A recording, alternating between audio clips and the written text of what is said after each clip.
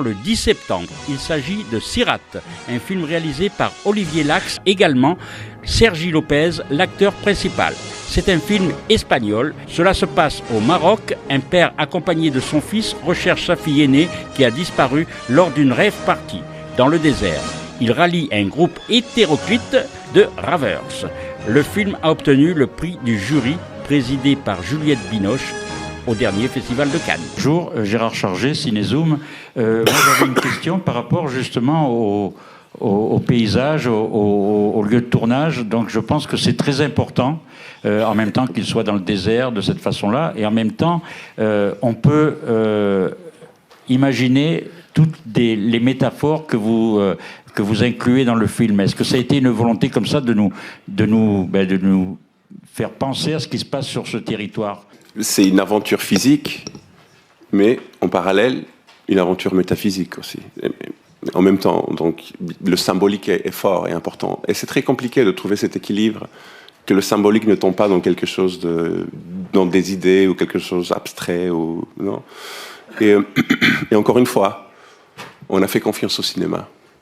On a fait confiance au pouvoir des images, à la polysémie des images, non, et à comment, voilà, les images...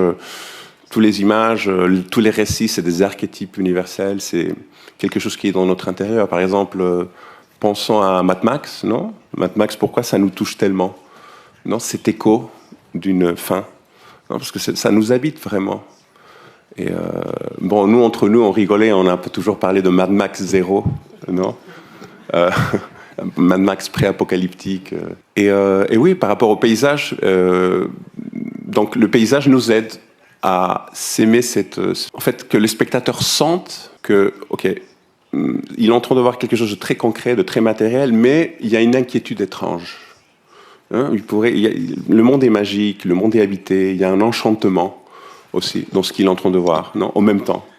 Et ça, enfin, on espère que c'est dans le film, non. Et le paysage, voilà, il se dématérialise aussi, comme la musique, comme le récit. Et voilà, on arrive au désert, non, on passe par les montagnes, non, c'est une espèce d'espace liminaire où l'être humain est nu. L'ego a été explosé, enfin la vie les a explosé le ballon de l'ego, et voilà, un être humain imparfait qui assume ses imperfections, sa fragilité, qui face à ce ciel, et il fait ce qu'il peut. Sirat veut dire littéralement le chemin, la voie, et en même temps c'est le pont qui communique l'enfer avec le paradis. Et ce qui j'aime bien, parce qu'il parle que l'enfer c'est qu'une phase, c'est pas un lieu clos, non, c'est comme un lieu de transformation. Et donc ce film est une quête quand même de transformation. Et voilà. En plus, bon, Sirat, je pense qu'il a une musicalité, le mot, il a une lumière que je crois qui était bénéfique pour le film. Voilà, de montrer quelqu'un qui cherche sa fille, qui va se confronter à une des choses les plus atroces que peut arriver à un être humain, mais qui va devoir chercher dans son intérieur. Et comme toujours, l'être humain, voilà, quand il est poussé à ses limites, il sort le mieux de lui-même. Non, enfin, comme un personnage qui ne sait pas où il va. Même les autres qui ont l'air d'avoir une boussole, non, mais ils ne savent pas non plus. Je veux dire, non, l'idée du film, c'est que, voilà, que la vie nous départ. C'est pour ça qu'on est là, c'est pour ça qu'on fait des films, c'est quoi ? Parce qu'on sait que la vie nous prépare des plans que nous, on ne prévoit pas. Et on va être obligé de jongler avec ça.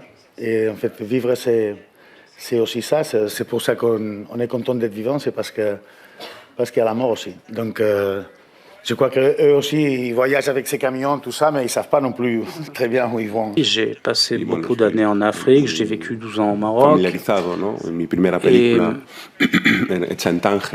Je connais très très bien ce pays, et je pense que ça ressort déjà depuis mon premier film.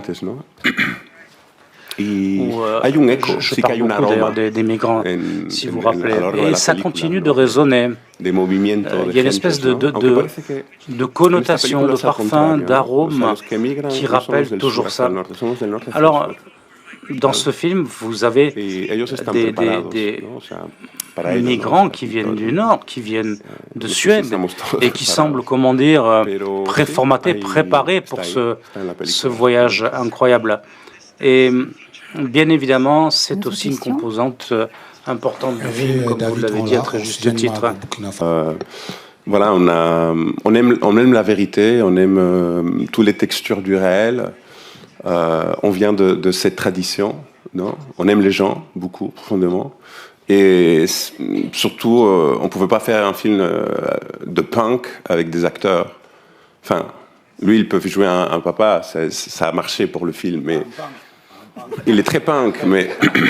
Si, un punk, oui. Il est peut-être plus punk que nous tous, non? Mais voilà, donc on est allé on a fait beaucoup de teuf, on a fait une équipe de casting. C'était pas des gens du cinéma, et voilà, on est allé convaincre surtout toutes ces communautés contre-culturelles toute cette scène techno, traveler, non, que j'admire beaucoup pour différentes raisons. Non. Et voilà, ça a été personne par personne. On a privilégié ça, la vérité, non. Et j'aime tous mes films, j'ai travaillé avec des acteurs sans expérience. Et moi, ça m'émue beaucoup. Je pense qu'à le spectateur, ça lui touche beaucoup à la fragilité. Je crois que c'est ça qui nous touche le plus de l'être humain. Il y a quand même une lumière, une pureté quand tu tournes avec quelqu'un qui n'a pas d'expérience. Voilà, j'aime beaucoup. Et bon, le mélange avec Sergi, que lui, il a beaucoup d'heures de vol, il a son expérience, était un bon, un très bon équilibre. Pour moi, ce film a été un processus aussi personnel parce que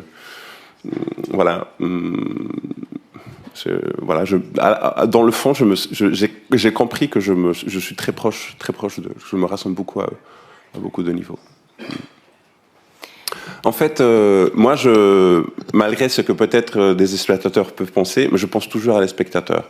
Il y a une notion forte de service dans mon travail et de comprendre le moment dans lequel on est en train d'habiter, comment est le spectateur et comment je dois faire un peu pour pouvoir faire ce service. Non? Et, c'est quelque chose d'important. Et les personnages du film vivent avec leurs blessures, les partagent. Et c'est aussi un pas qui va vers la maturité. Ça a été ça le processus. Me connecter en quelque sorte avec la chance que j'ai,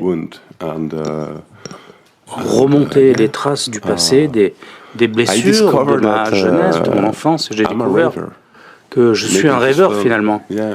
Oui, je suis fait pour les rêves. Cry, scream. J'aime pleurer, crier. But don't stop to dance. Mais surtout, ne jamais s'arrêter de danser. Même si c'est la fin du monde. Il faut continuer à danser. Voilà. C'est ça l'essence.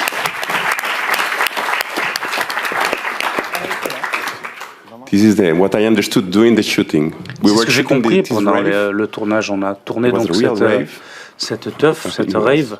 C'était une véritable rave. C'était complètement fou de tourner ça. Et je